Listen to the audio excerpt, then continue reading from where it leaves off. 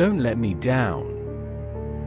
You know yourself, Grandma and Grandpa are old, they need help. Yes, Mom, don't worry, everything will be fine. All right then. Run along, Mom said, kissing me on the cheek and heading to the car. I climbed into the bus, paid the fare, and stood at the very back. The bus was packed to the brim, and as luck would have it, it was sweltering outside. Unfortunately, I had to ride all the way to the last stop. About halfway through, the crowd thinned out significantly, and it became much easier to breathe. A fresh breeze blew in through the open windows. I turned my face toward the airflow and breathed in greedily. Final stop, the driver shouted as he pulled into the bus station. The frail grandmothers grabbed their bags and rushed toward the doors, elbowing each other. I wasn't in much of a hurry, so I waited patiently for my turn. I hadn't told my relatives about my arrival. I decided to give them a surprise. As I approached the gate, I saw my grandfather sitting on the porch lighting a cigarette. "Grandpa, give me one too," I shouted, walking onto the property. "Oh, look who's here. Old woman, come here, our grandson has arrived." We hugged tightly, and I smelled the tobacco. Grandma burst out of the house and rushed toward me. "Stasik, why didn't you tell us you were coming? I wanted to surprise you." "What a surprise! Our fridge is empty, there's nothing at all." I felt for her, but I knew she was exaggerating, and I was right. In an instant, the table was covered with pickles, boiled potatoes, a 3-liter jar of compote, and much more. "Are you staying long?" Grandpa asked. "At least a couple of weeks. We'll see. Stay until September. What is there for you to do in that city? Breathe dust and smog." Grandma said. "We'll see. If my parents don't call me back, I'll stay longer." "Are there any people my age here?" "Youth are scarce, but they come for the summer." "I heard Yasha arrived the day before yesterday." "No way," I said with my mouth full. "Yes, so you should definitely go see him. Yasha was my childhood friend. The last time we saw each other, we were about 13. We hadn't exchanged contacts back then. I had taken the friendship for granted. We used to visit the village often, but then it suddenly stopped. I tried to find him on social media but failed. Maybe he used a different name or didn't use it at all." After lunch, I helped Grandma clear the table and decided to walk through the village. I walked slowly down the main street and came across the village store. The sun was merciless. I decided to buy a bottle of cold water. "Are you 18 yet?" a stout saleswoman asked a young guy standing in front of me. "I can show you my passport." The guy showed his passport, and a smile suddenly appeared on her face. "Yashka, is that you? I hardly recognized you. I haven't seen you in 5 years."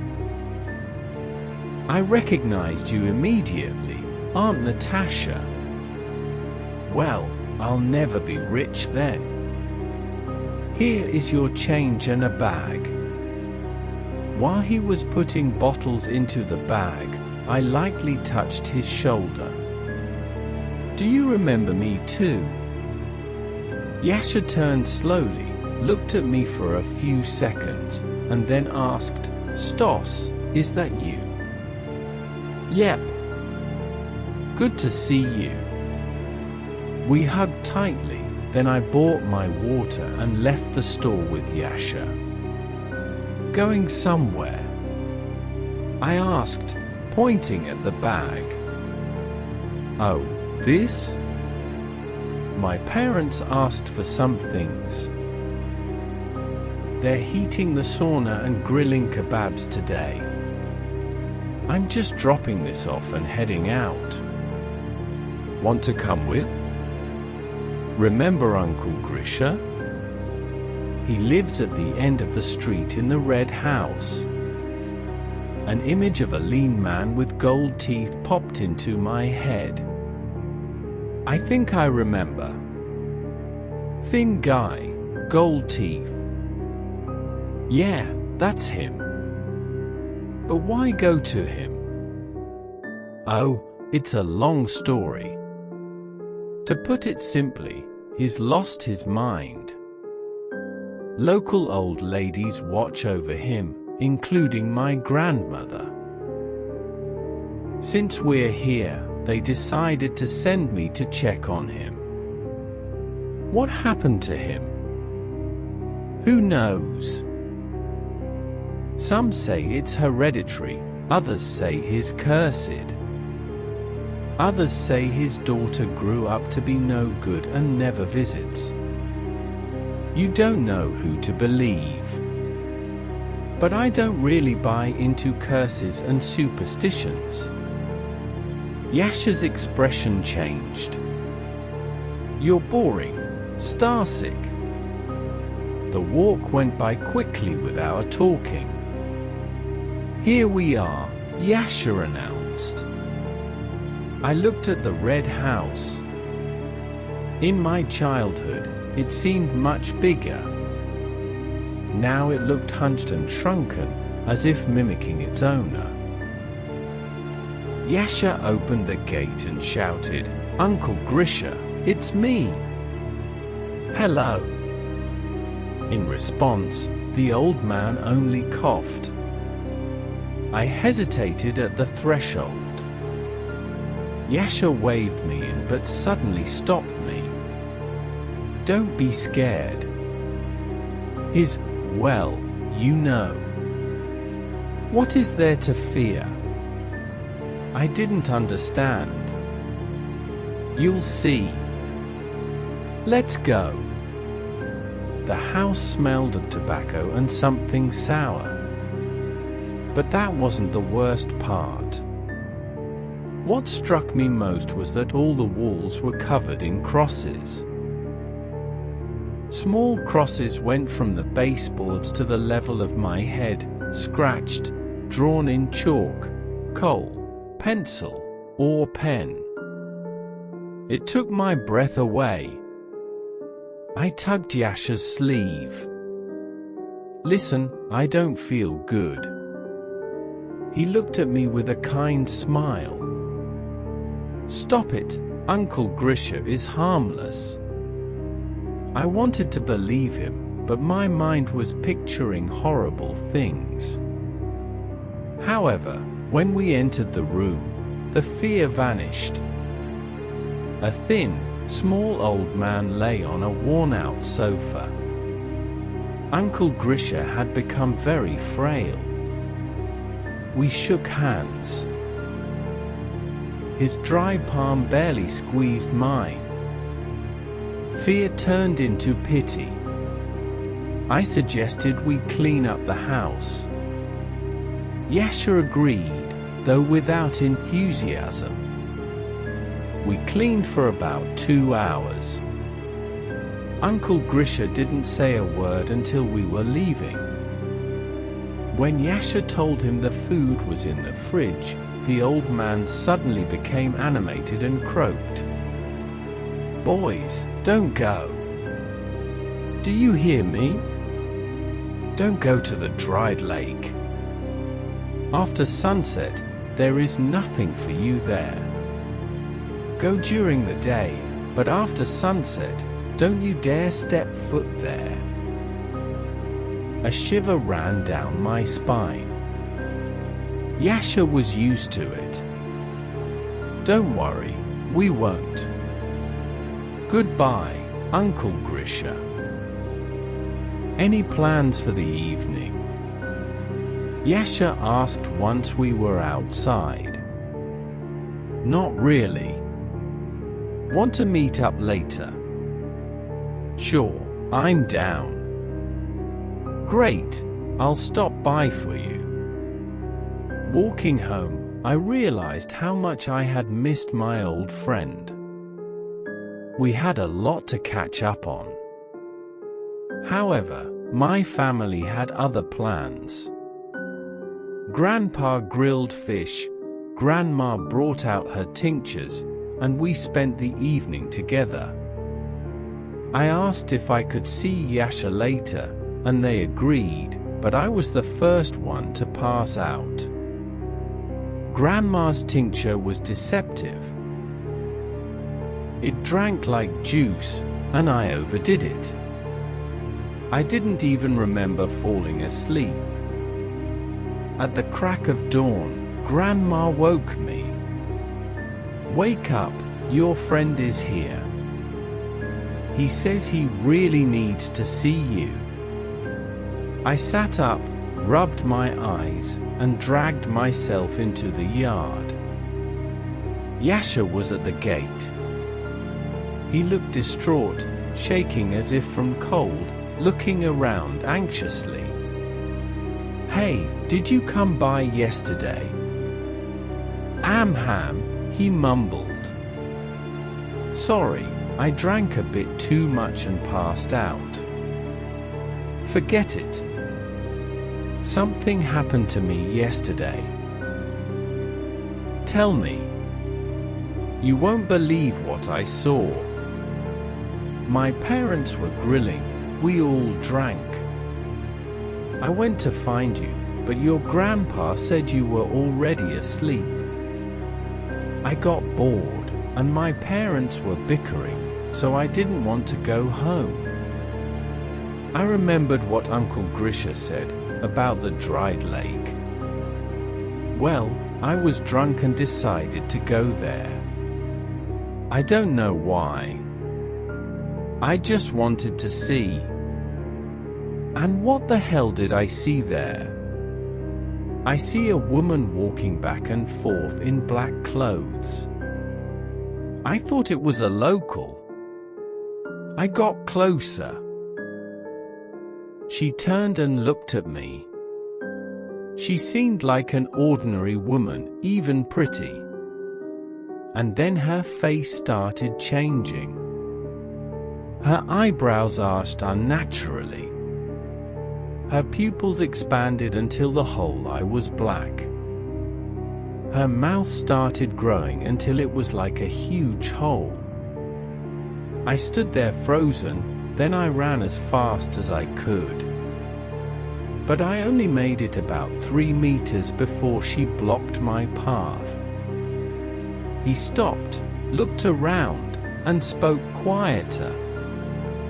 Then she seemed to multiply.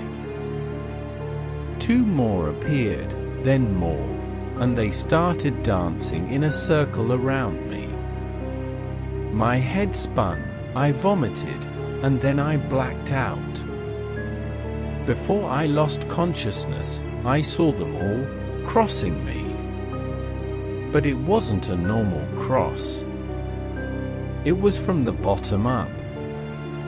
Once I woke up, I ran straight to you. I was stunned. His mention of the crossing immediately brought back the image of Uncle Grisha's house covered in crosses. I stared at him for a few seconds. "Didn't your parents look for you?" No missed calls. They told me I could stay out until morning. Besides, they were wasted. I see. Look, don't take it to heart. I think locals are playing pranks. You drank a lot, you probably imagined it.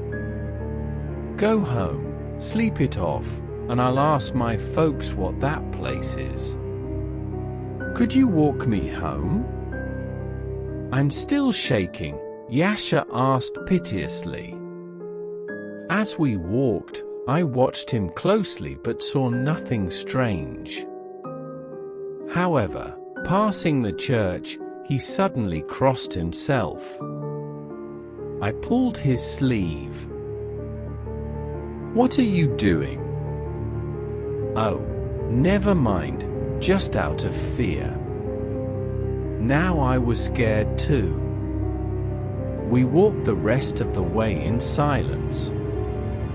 For the next 2 days, my grandparents kept me busy with garden work. I didn't leave the yard. Then at dinner, Grandpa said, help in the garden tomorrow morning, then go to the river with Yasha. It's going to be hot. The next day, I went to Yasha's house. I was afraid, though I didn't know why. My inner voice was screaming that something bad was coming. I found Yasha on his porch with a cigarette. One look at him made me turn cold. He was holding a dead cigarette, ash was scattered on the porch. His gaze was fixed on nothing. I shook his shoulders.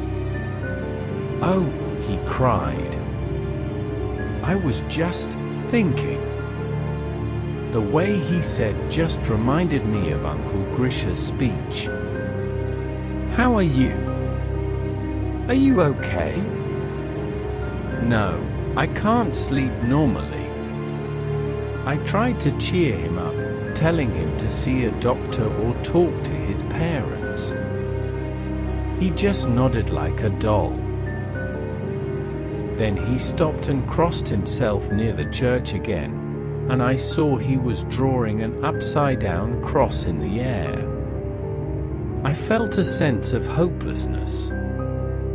It felt like someone else was living in his body.